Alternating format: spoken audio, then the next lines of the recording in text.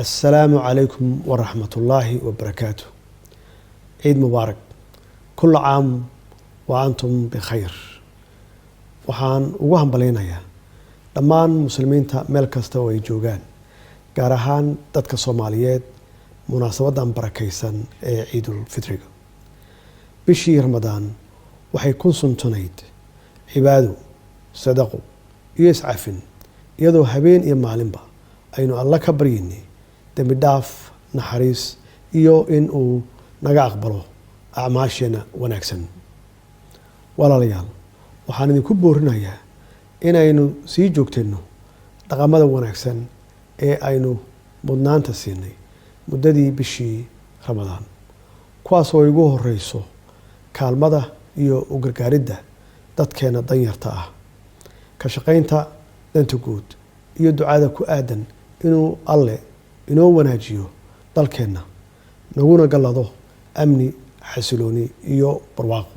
munaasabadda ciidda waxaan doonayaa inaan farxaddeeda si gaar ah ula qaybsado halyeeyada ciidamada qalabka sida ee Soomaaliyeed oo habeen iyo maalinba u taagan xaqiijinta amniga shacabka Soomaaliyeed iyo difaaca dalka iyo sharafta dalkeena, iyagoo u horaya waxa ugu qaalisan ee qof bini aadan ah uu ku bixiyo, taasoo ah naftooda iyo noloshooda.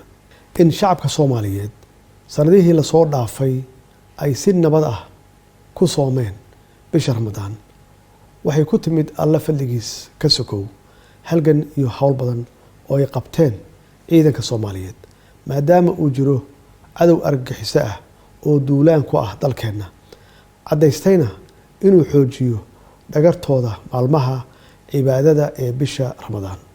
walaalayaal, sida aad wada ogsoon tihiin, waxaa waajib ku ah qof kasta oo muslima oo awood u leh inuu bixiyo fitrada caawa ama ilaa salaada ciidda ka hor, taas oo ah kaalmo aynu ku kabayno nolosha dadkeena danyarta ah.